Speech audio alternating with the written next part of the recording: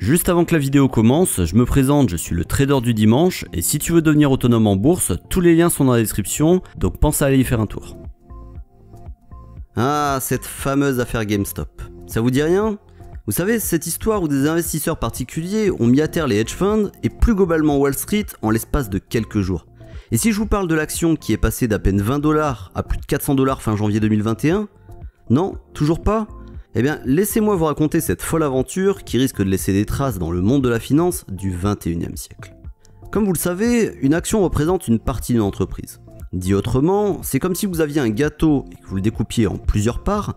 En possédant une action, vous détenez donc une partie du gâteau et en toute logique, votre objectif c'est que la croissance de la société génère de la valeur, ce qui va par conséquent augmenter la valeur de votre action car le gâteau sera plus gros. Mais les choses ne vont pas toujours dans le bon sens et parfois, des sociétés cotées en bourse connaissent des difficultés dans leur business, ce qui a pour effet de faire fuir les actionnaires et faire chuter le prix de l'action.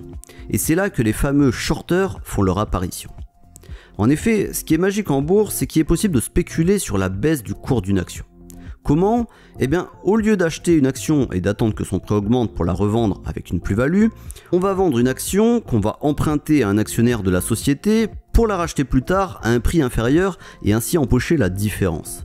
Et c'est ce qui s'est passé avec l'action GameStop, la maison mère de l'enseigne Micromania, qui officie dans la distribution de jeux vidéo et qui est cotée sur le New York Stock Exchange.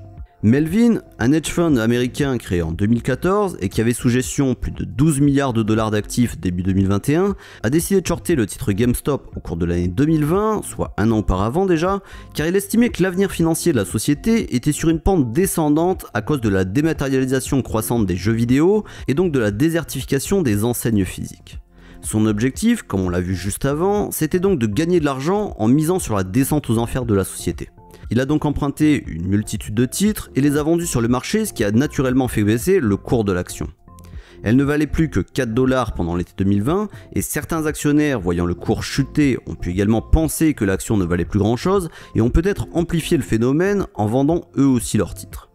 La stratégie de Melvin consistait donc à attendre la faillite de GameStop en espérant bien entendu qu'elle arrive le plus tôt possible car il devait régler des intérêts sur les actions qu'il avait empruntées pour shorter.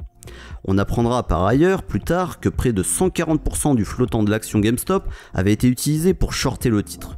Comment c'est possible? Difficile à dire.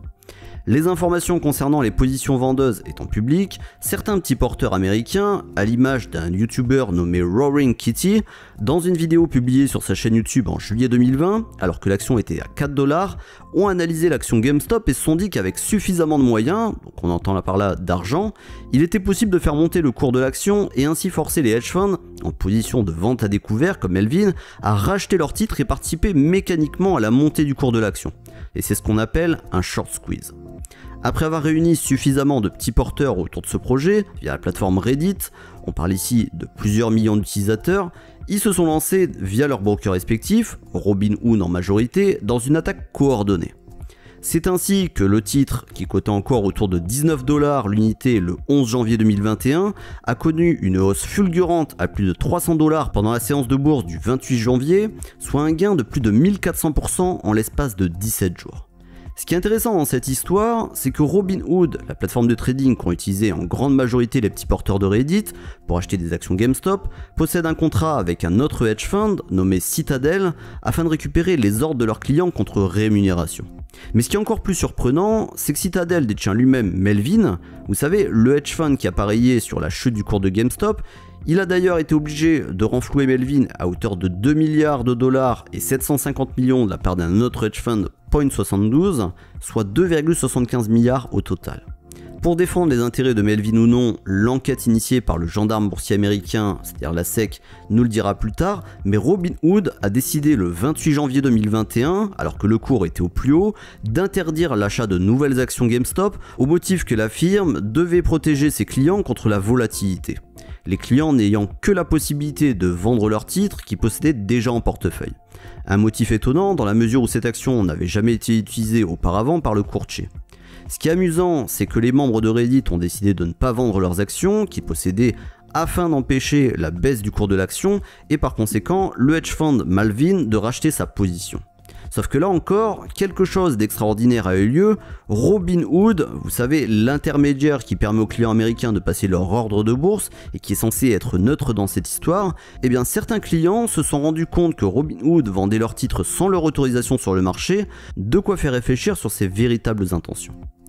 La suite de l'histoire, vous la connaissez probablement, l'action GameStop a fini par dégringoler et s'échange actuellement autour de 50 $ l'unité, et notre cher ami Malvin a pu éviter la débâcle en soldant sa position même s'il y a laissé des plumes, plus de 5 milliards de dollars environ. Dans cette dernière partie de la vidéo, j'aimerais qu'on s'interroge tous sur cette histoire, que l'on y ait participé ou non. À l'origine du mouvement Wall Street Bet sur Reddit, les membres pointaient du doigt le côté immoral des acteurs employant la vente à découvert sur les marchés en argumentant sur le fait qu'elle amenait, intentionnellement ou non, des sociétés à la faillite. Mais au fond, est-ce que le fait de shorter une action est-il complètement contraire à la morale? Est-ce que les membres de Reddit sont tous des Robins des Bois sortis de la forêt pour récupérer l'argent des riches et méchants hedge funds? Et pour finir, est-ce qu'il y a véritablement une morale à retenir de cette histoire? Si vous vous souvenez de vos cours d'économie au lycée, vous devez probablement vous rappeler de la théorie néoclassique qui consiste à voir le marché comme un lieu efficient. Ces derniers expliquent que selon la célèbre théorie de la formation du prix, quelles que soient les anomalies sur le marché à un moment donné, le prix d'un actif tendra toujours à se rapprocher à terme de sa valeur réelle car les intervenants disposent tous de l'ensemble des informations le concernant et sont donc tous à même de connaître cette valeur. Si on transpose cette théorie à l'action GameStop, le fait d'avoir des acteurs qui shortent le titre signifie qu'ils estiment que la valeur actuelle de l'action est surévaluée et qu'elle devrait baisser. Par ce principe, ils participent justement à cet équilibre qui consiste à rapprocher la valorisation boursière de la société de sa valeur réelle, mais aussi de retirer du circuit les acteurs qui ne sont pas rentables et qui perturbent la concurrence. Les shorteurs ne sont donc pas indispensables sur les marchés, et il existe parfois certaines dérives, mais globalement, ils participent à accélérer le processus de sélection naturelle. En ce qui concerne les petits porteurs qui ont participé à l'opération GameStop sur Reddit, il est difficile de savoir s'ils ont agi pour se venger des acteurs de la finance ou s'ils ont juste été animés par l'appât du gain comme ceux qu'ils critiquent. Une enquête a été ouverte par la SEC début février afin de faire la lumière et savoir si les agissements de ce groupe de petits porteurs constituent ou non une infraction en matière de manipulation de marché, ce qu'on appelle le pump and dump.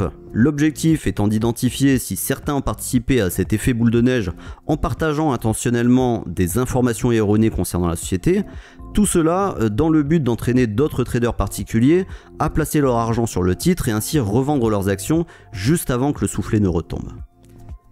En conclusion, cette vidéo n'a pas pour objectif de choisir un camp plutôt qu'un autre. Tous les acteurs de cette affaire possèdent leur propre motivation et chaque investisseur est responsable de ses propres actions sur le marché. Sachez toutefois qu'en France, le principe de la manipulation de marché est encadré par l'AMF via l'article 131-1 du règlement général de l'autorité des marchés financiers et qu'elle a déjà sanctionné à plus petite échelle ce type d'agissement.